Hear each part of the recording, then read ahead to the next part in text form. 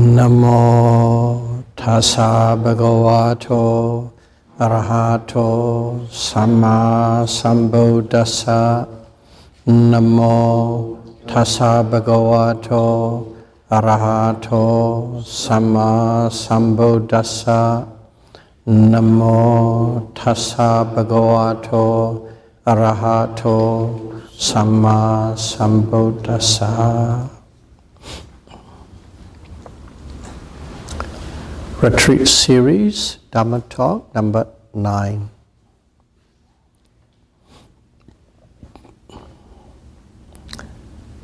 We'll summarize a little bit about what we talked last Dhamma talk for the newcomer. When a person is doing an intensive meditation or retreat setting, okay, at that time it is important to be aware of your original mental state or your habits. Some people are, most people are, they always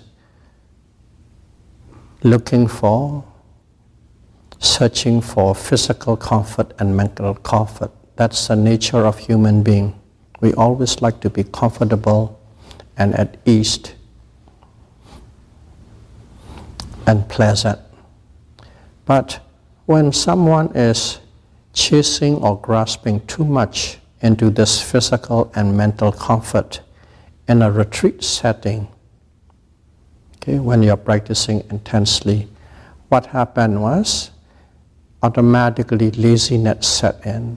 You are looking for comfort, so laziness set in.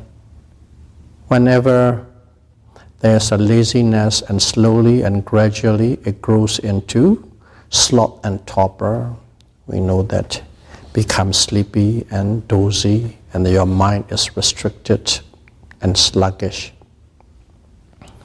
And when you have sloth and torpor, you cannot keep your mind on the object.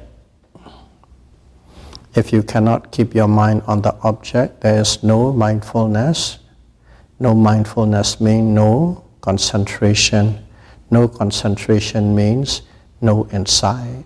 One leads to the other through the causal relationship. So that is very important. So you must sacrifice a certain degree of this comfort, and when you are facing with discomfort, unpleasantness, pain, you must bear it. You must have patience and tolerance, and then with determination you can go through it with a great effort.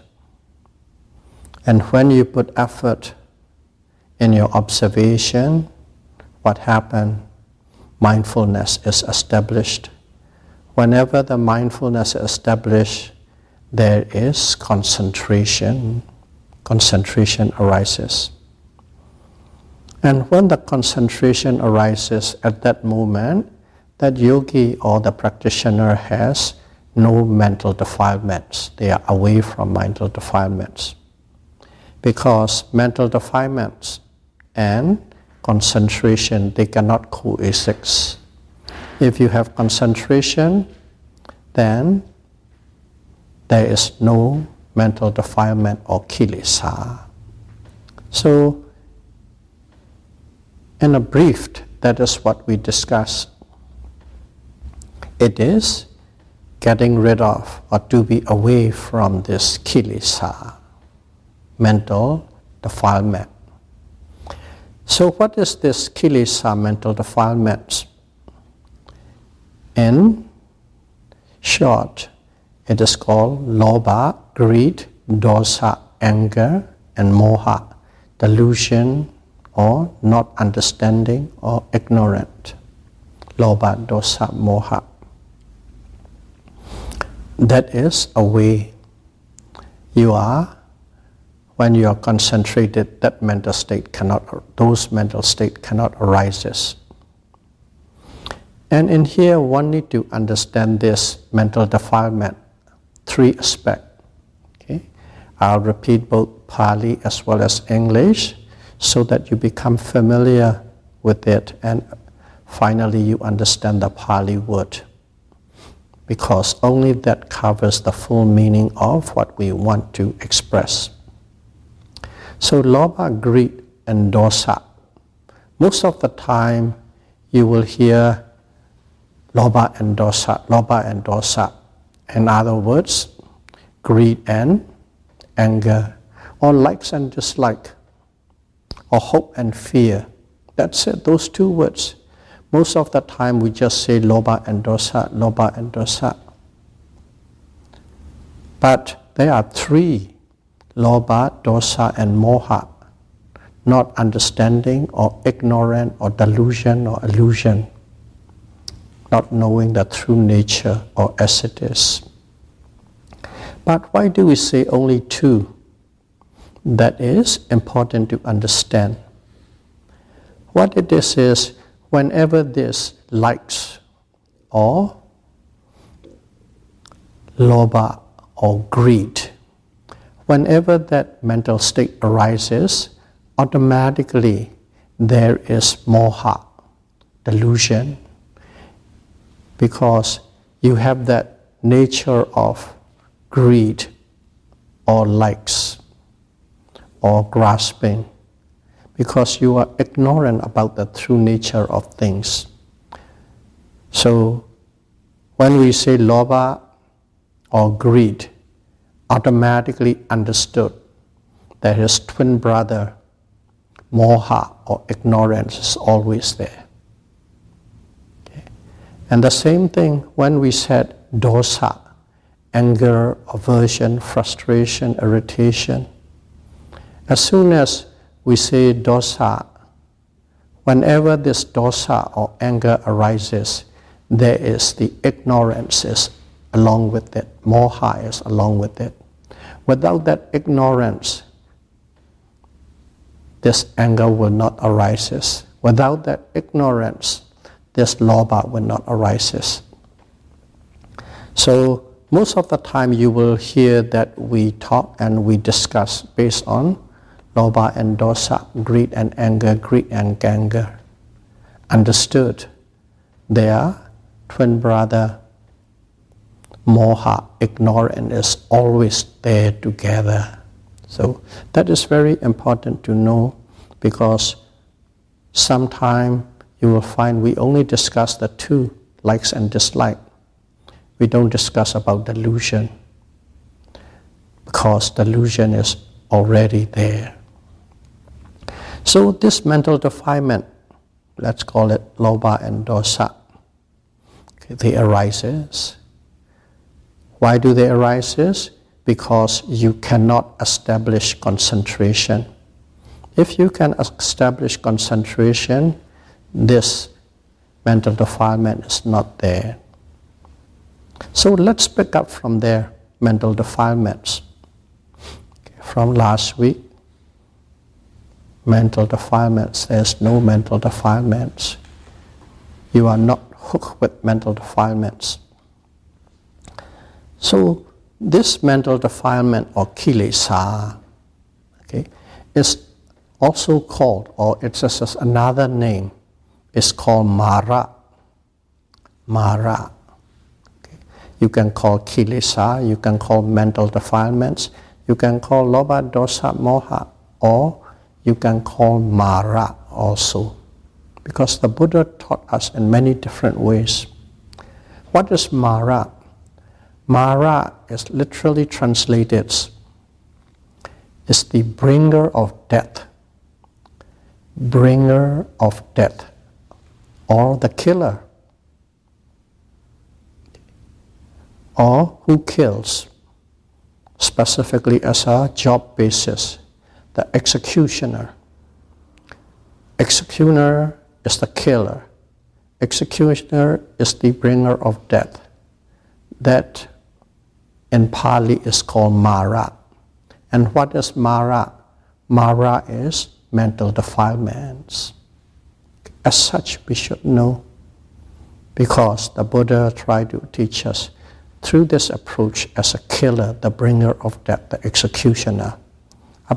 Basically he is talking about the mental defilements, lobha, dosa and moha.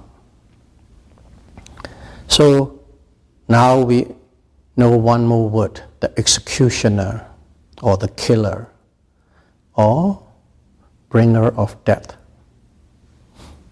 So whenever there is this mental defilements, let's call it lobha and dosa, mental defilements, you are facing your executioner. Okay? In a real life, I think none of us have actually met face to face with the executioner. In the olden days, it's the one who chopped the head off. Nowadays, in the prison, they inject some sort of a drug, the people who with a death sentence, in a place where they still allow the death penalty. That's the executioner. I don't think we have ever met any live executioner in our lives. But think quite deeply. Every day, all the time, we are facing our own executioner all the time. Every day, we are face to face with the executioner. Who is that? Mental defilements, Mara, the bringer of death. Because we are dealing with this lobha and dosa, wanting, grasping, clinging, attached, frustrating, anger, aversion, ill will, hatred. These are every day, one time or the other, we are experiencing this.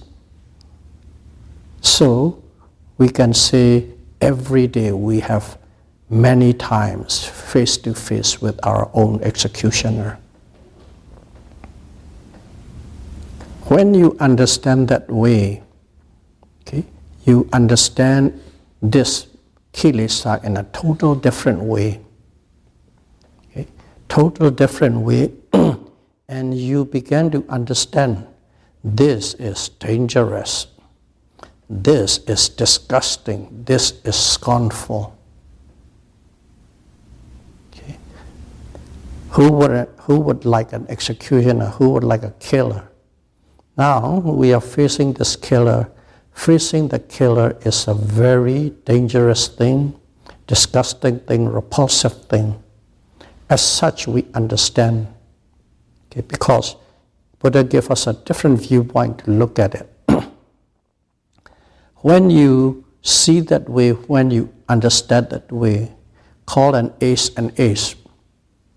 This is the executioner, this is the bringer of death. In other words, this is your enemy. And if it is your enemy, how do we treat in our normal lives to the enemy? You go face to face, you fight them, you crush them with no mercy till the enemy is totally defeated. That is how the world treats the enemies. They crushed with no mercy. As such, we must look at it. This is our inner enemy. This lobha and dosa, mental defilement, is inside us. It is our inner enemy. We must know it as an inner enemy. We must understand it as an inner enemy. And we must crush it with no mercy till they are totally uprooted. Buddha said to that level, with that intensity, because some people understand only from that angle. So people who can be touched from that angle, the Buddha taught us that way. Crush the enemy, crush your enemy, inner enemy, the executioner, with no mercy till they are totally uprooted. And one must know, one must see, and one must exercise as such. So this is the mental defilements. Okay. The inner enemy, You must know exactly as they really are, and you must uproot it. You must be liberated. You must liberate yourself from the oppression of these enemies. So in here, this mental defilements, we always start with comfort. Okay? If you are seeking for comfort, physical comfort, mental comfort, you are lazy. When you're lazy, when you're looking for comfort, what do? You are searching for the pleasure of the five senses from the physical source, or the six senses, one mental source. You are searching all the pleasure and pleasantness of these things. Let's say one give a free hand in your life, a free hand to these mental defilements or to these sense pleasure. Because in a way, in our culture, our cultural setting here in the North America is we work hard, we earn money, we work hard and we play hard. We have worked so much, and with this money we have accumulated, we deserve it. Okay? We spend our money and we enjoy in every way we could. Of course, everybody has a different favorite things. Some people will spend on traveling, some on sport, okay, some in clothing, some in food, some in alcohol, some in drugs. Whatever they fancy and they consider as pleasurable, that is what they are chasing.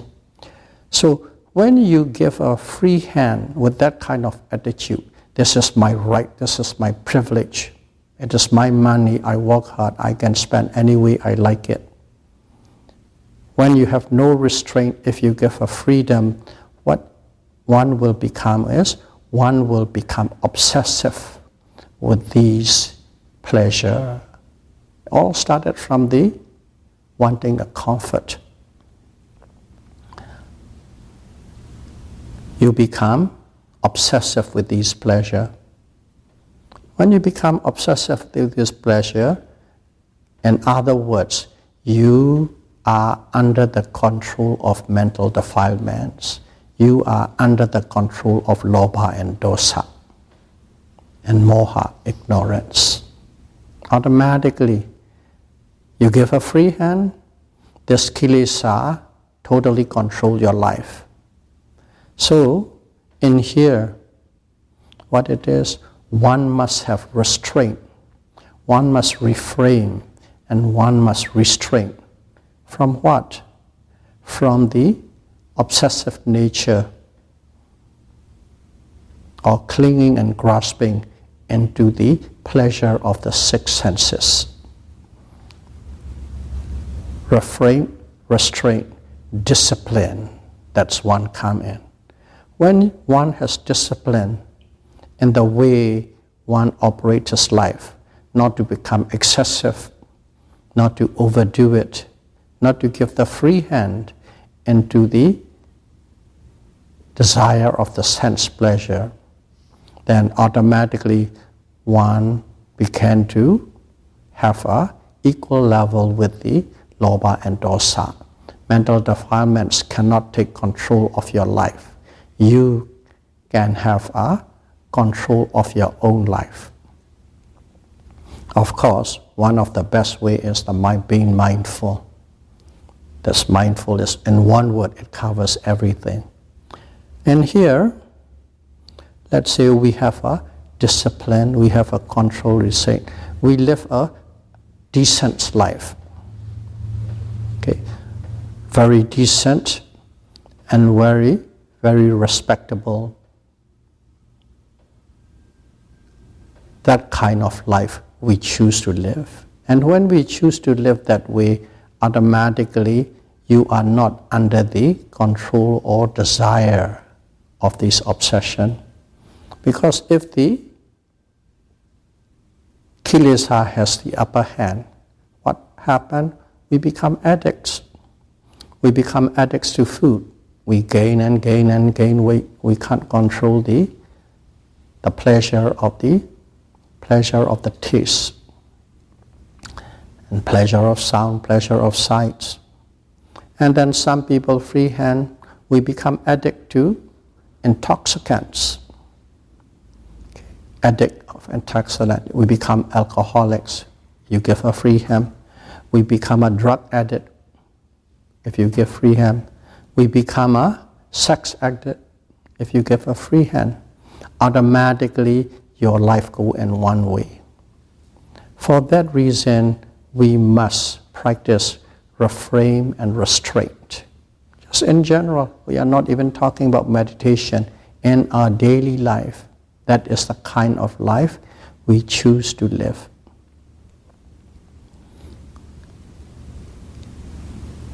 If we have that, we reverse the cause from the dominance of the Kilesa, mental defilements. And in here, we talk about restraint and refrain.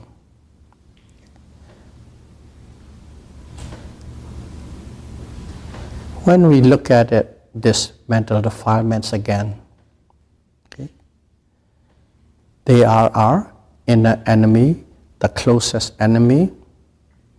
We must look them as an enemy. We must counter them enemy as an enemy. The first front line is restraint and refrain and restraint. And then of course the major weapon we use is mindfulness. That's a given. And in here, these kilesa, these mental defilements, they come in many different forms. We just talk about kilesa, kilesa, kilesa. But let's look at them. They come in a different way. Okay? First of all, we call it the executioner. Now let's expand that word executioner there.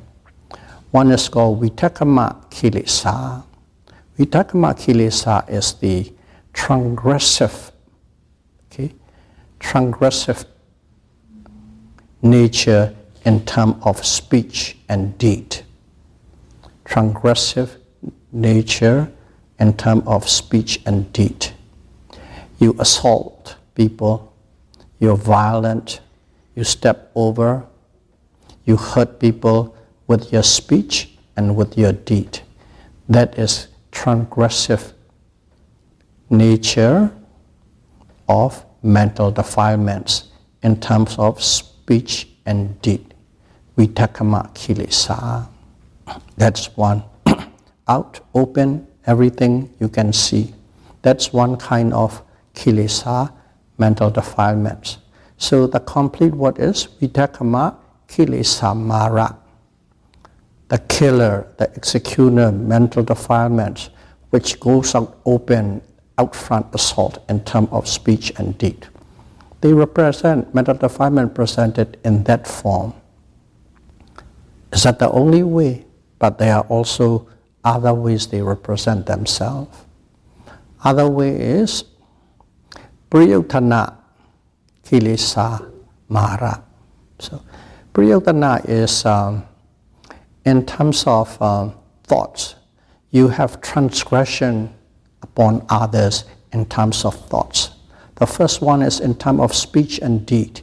This is in terms of thoughts. So in other words, a lot of habitual actions come from these obsessive thoughts. When you have obsessive thoughts, it expresses a habit-forming personality in some cases. But in here, you are transgressing over others in terms of thoughts. So this kilesa comes in all shapes and forms. In terms of deed, it comes. In terms of speech, it comes. In terms of thoughts, it comes. This thought is you cannot actually see what others are thinking. And at the same time, what you're thinking, other people don't know.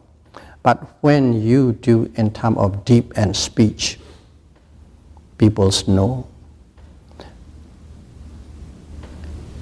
And the third one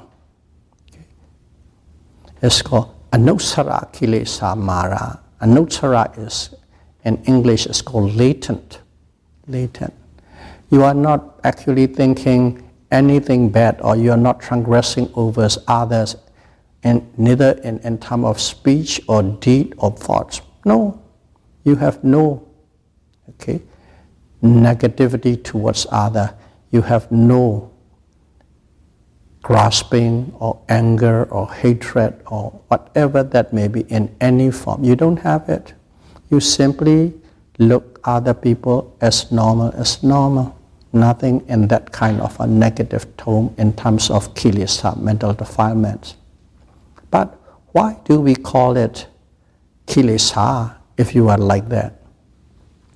The reason is, yes, at this moment, at this perfect moment, in a meditation hall, you are not transgressing over other in terms of deed or speech or thought. Perfect, because the setting is perfect. Everybody is sitting here. But let's say you go outside there, in the outside world. Suddenly, let's say you are about to park your car. Now you just do slowly and carefully. And then suddenly, there's another guy who can really drive quite quick, zoom in and take your spot. What happened? Boom, the anger arises. At that moment, don't you see I'm here before you? I was going to park in there, I'm taking careful maneuvering. And then there goes the conflict. So what it is under a normal set of condition, there is no kilesa. But when a certain situation or condition arises, which promotes your greed or which promotes your anger, at that moment suddenly greed or anger arises in you. It wasn't there at all, but only a condition or situation is created and it arises. So those kind of kilesa, whether it is anger or clinging or grasping, are called latent kilesa. They lay latent inside you. You are not even aware that you have it. But when the conditions arises, those things comes out. So kilesa represent in three different forms. One in a deed and speech, out in the open. Second, in a thought form, of transgressive thought form. And the third is not in any form, but it requires a condition. When the conditions come in, the latent nature of those mental defilements in you just pops up. So one should understand in such a way how these killer, executioner relate with you. And here we call it, this is a conflict. It's called patipakha. These kind of situation, out in the open or thought or latent form, what they do was they always create conflict. Patipakha, conflict. So they are the conflict creator, they are the killer, they are the executioner. We use the word killer and executioner. Let's see more deeply. Let's say a person is faultless and blameless. He doesn't do anything bad, negative stuff, transgress over others, and he dies. Then, from a Buddhist point of view, that kind of death is a good death. But sometimes it is the greed that takes over. It is the anger that takes over. Some people you even hear is so angry after that it got heart attack. It takes over. It can literally kill your life. That's one way, not many. But also, that is not the only way, the way they kill you. This killer or executioner. What they do was, you made a wrong deed, you made a wrong speech, verbally and physical deed.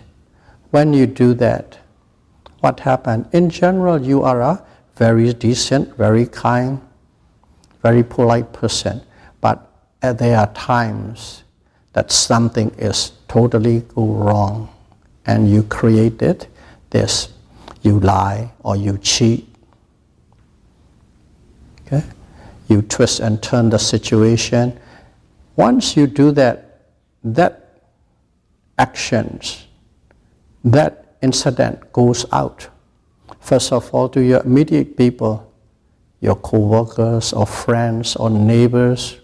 And if it is a criminal situation, it even goes to the point of law. This goes out. You might be living a beautiful, decent, good life for about 30, 40 years, and suddenly you did something terribly wrong. And at that moment, what happened? The names go out. And the consequence is, your honor is dead. Your virtue is dead. Okay? Nobody will talk good about you. Okay? Nobody will respect you. Nobody will keep you in a good standing anymore. Oh, this guy, you should better watch out. He's a liar. Okay? He's a cheater. You might be taking a big position, honorable position, powerful position. Because of that power, people might not say anything in front of you. But because of your character of cheating and lying and deceiving, nobody respects you, and they will talk and talk and talk behind you all the time. Your honor is dead. So that is one of the reasons it's called executioner or the killer. They kill your honor, they kill your virtues. Who are they? Mental defilements, Mara, the executioner. That is even worse than the actual physical death. Physical death is stop and go on. Nothing to go on. But in here you have to live the rest of your life with that black mark. Your honor is gone, the virtues is gone. That's why it is called Mara, the killer, one of the reasons. So in here we see three kinds of Kilesa or mental defilements: transgressive, obsessive, and latent, three types. Let's look at transgressive one. In the transgressive one, what are you transgressing? Your speech and your deed you are doing wrong. So what kind of wrong, terrible things are you doing? One of the worst things you can do is, you're a killer. Actually a killer. You kill. You kill other people. Okay? Or you kill living beings. That is one of the way. Actually killing. When you kill, you terminate somebody else's life. You take away somebody else's life. Not only that, you hurt the whole family that is related to that person. Whether he's a good person or a bad person doesn't matter.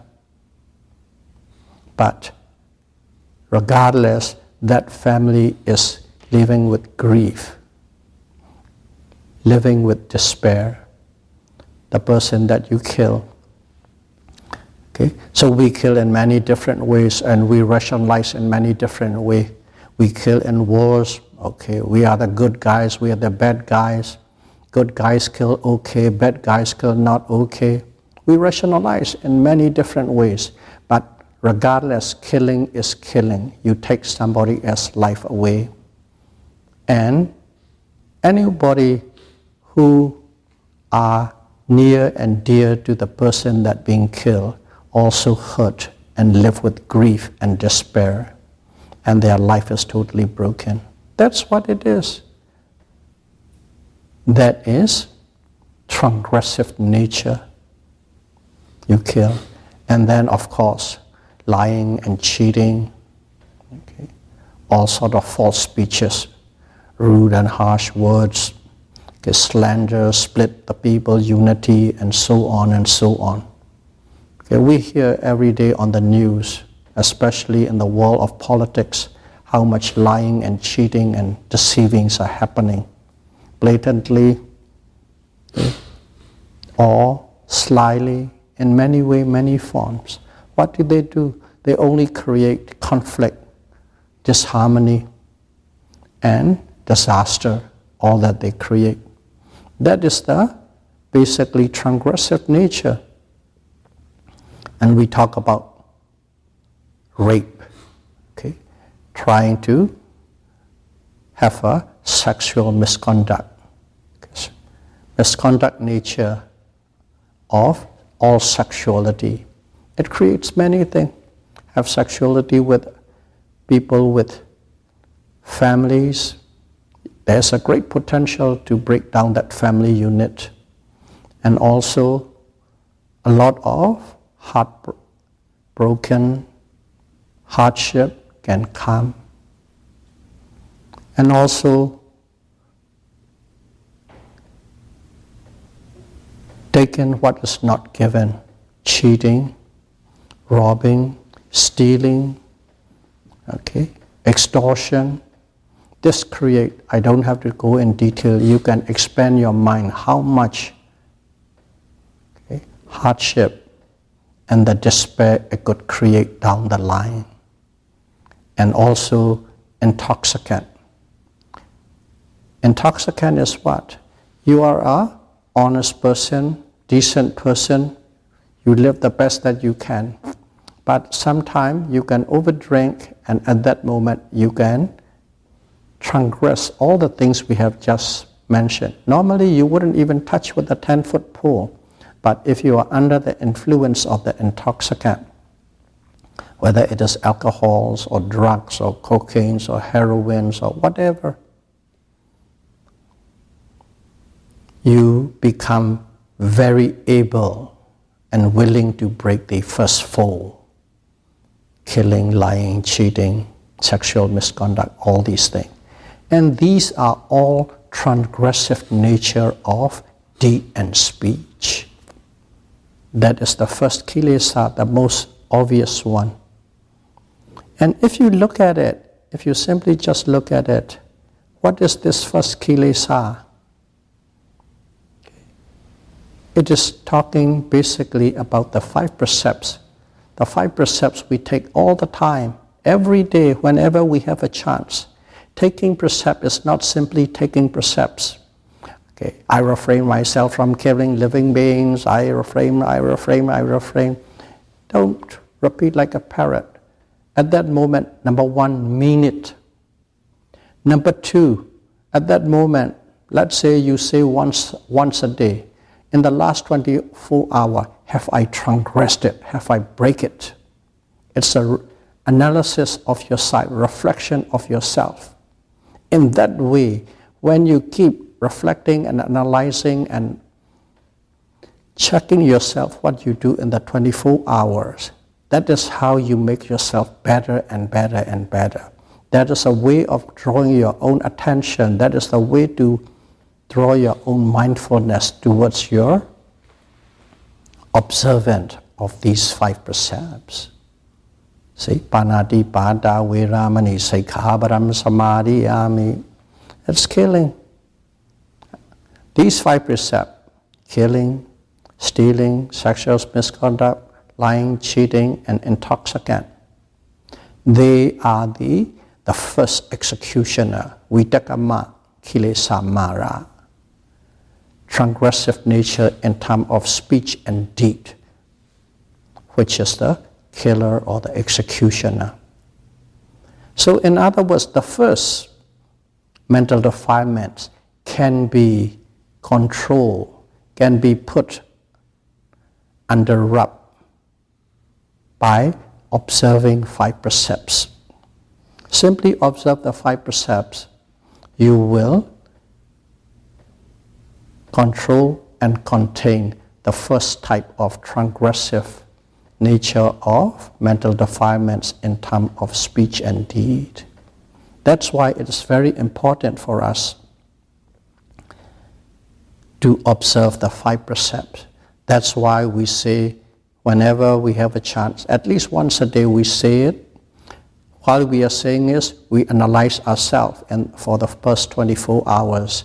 And also we mean that we are going to observe at least for the next 24 hours for sure. Okay? But in here, of course, we say in here 9 precepts we class. The reason I'm doing is so that you become familiar with the 9 precepts if you want to go to retreat, both in terms of meaning as well as the sounding of the Pali. That's the reason. Let's say you take 9 precepts. Doesn't matter. You say at 7 o'clock, 9 o'clock we finish a meditation. And after meditation you just say, okay, I step down from 9 precepts to 5 precepts. Everything is in your mind. Nothing to do with the teacher or saying or not saying. Everything is what is the intention in your mind. So 9 o'clock, I step down. Okay, let's go down, and then let's say, I will just even make up a story. About 10 o'clock, you are going to bed. Let's say there's somebody they just have to have a nightcap, a little whiskey or whatever. At that moment, if you just can't help it, you have to do it, do it. But I'm going to step down to 4 precepts. In other words, awareness, mindfulness is there. It is not that you are locked and changed with 5 precepts, but it is important. It is important to keep 5 precepts, because we will live with what we do. Whatever the actions we take, we have to live with the consequences of that action. As long as we are ready to live with the consequences of that action, that's what it is. It is not a sin. Nobody will be putting you to hell and frying up in a big hot boiling oil. Simply, you do this is the consequence, and you live with the consequences. That's it. So if you look at this 5 precepts, look at it carefully. You don't hurt and harm anybody. First of all, you are guilt-free. Your neighbor will not have any hurt and harm from you.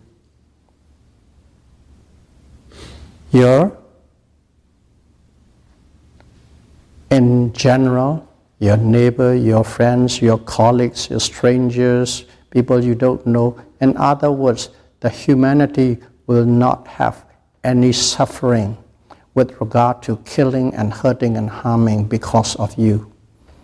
By observing that precept, you created that environment in this humanity. The same thing, not stealing, cheating, robbing. As you refrain and restrain yourself from that, what happened? Nobody will be ripped off whatever they own by you. The same thing with sexual misconduct.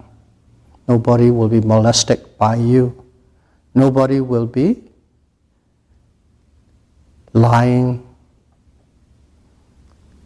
Because of your lying, nobody will be hurt or harmed. Because of your non-drunkenness, nobody will be having your rage, your rampage. That's what it is. In other words, let's see, if you observe the 5 precepts, you are creating a peace within yourself. You are creating a peace in your neighborhood.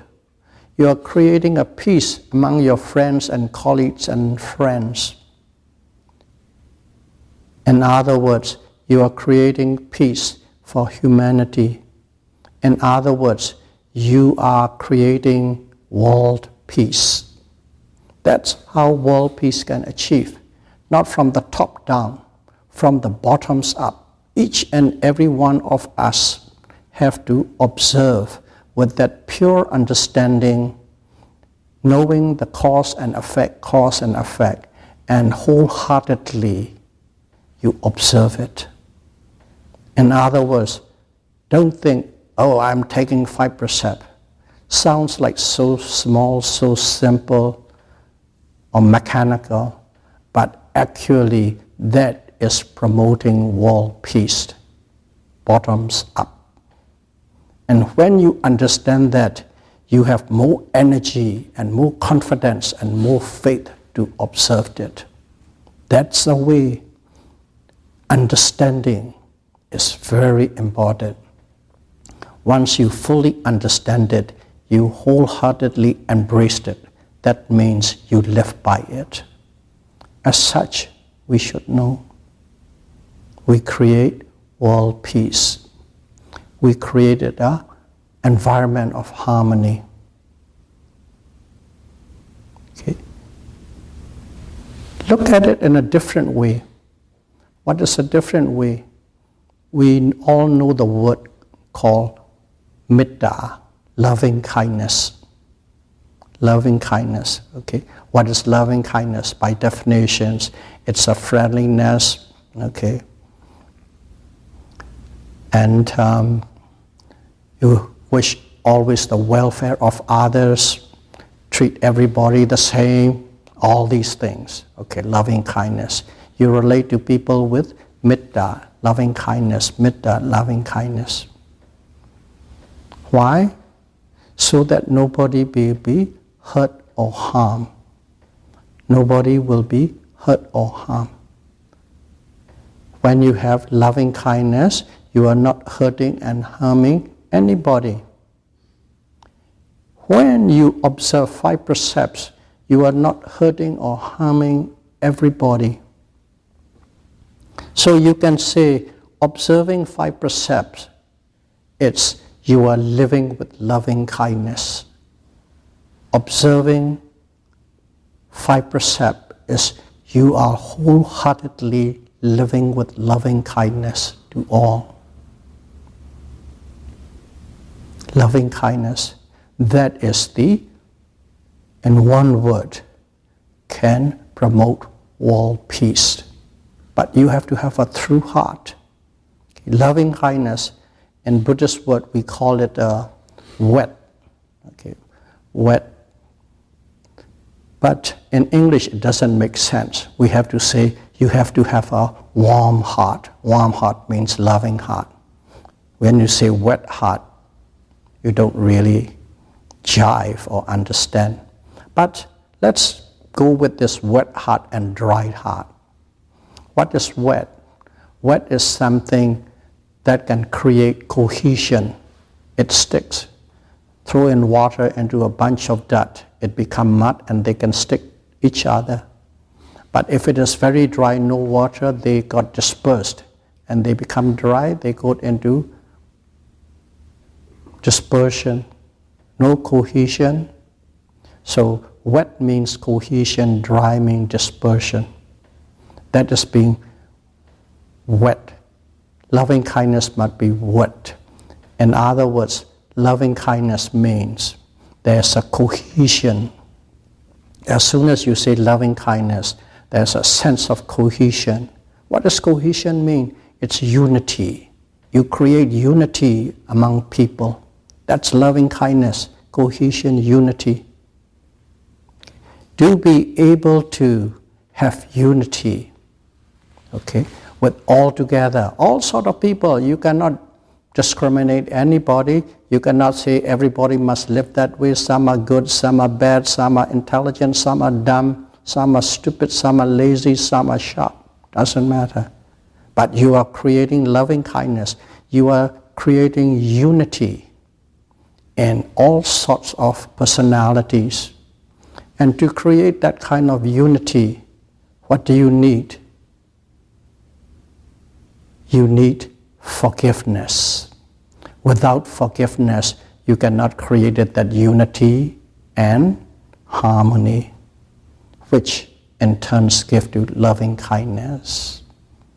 See? Forgiveness, because they are all personality. Personality you like, great. Personality you don't like, you must be able to forgiveness. And then to that forgiveness and unity, what you do need? Empathy.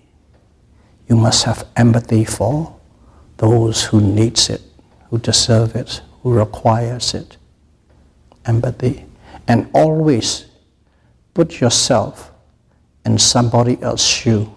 Always try and put yourself in somebody else's shoe. Putting yourself in somebody else's shoe, having empathy, giving forgiveness, creating unity and harmony. That is loving kindness. That is metta. And what is that? What actions created that loving kindness? The 5 precepts. So don't underestimate this little 5 precepts. It has an enormous range to cover the humanity with peace and harmony. With that, we can eliminate vitakama, kilesa, mara, transgressive speech and deed that hurts and harms the humanity. So we emphasize on this first one because that is what we are facing all the time, every day in our daily life. Okay? Of course, the second one is obsessive, transgressive nature. That one is you have to meditate and attain concentration, samadhi. If you have that, you can overcome this transgressive, obsessive thoughts. Second form of kilesa. And the third one, nobody even know you have it, but only situation comes in, arises, latent one. Buried right deep down under, to be able to uproot it, that latent kind of transgression, latent form of mental defilements. There's only one, that is vipassana. It is the insight meditation, which will give you wisdom. Only the wisdom can uproot it, the latent nature of mental defilements. So that will cover enough so that we understand what mental defilement is, or simply call it the killer or the executioner of our life and our honor. May all of you be able to practice Satipatthana Vipassana meditation, and may you be able to root it out, all 3 kinds of mental defilements, as soon as possible. Sadhu, sadhu, sadhu. Let's share our merit. Imaya Dhammanu Dhammapati Patiya Bodham Bujemi. Imaya Dhammanu Dhammapati Patiya Dhammam Bujemi. Imaya Dhammanu Dhammapati Patiya Sangham Bujemi. Adda imaya patipatiya jara maranama parimocche sami idame punya asavekya vahang hotu idame silam megaphala jnanasa vichyo hotu imano Punya Bhagam Sabha Sadanam Dema Sabbe Sada Sukhida Hontu Sadhu Sadhu Sadhu Buddham Bujemi. Dhammam Bujemi.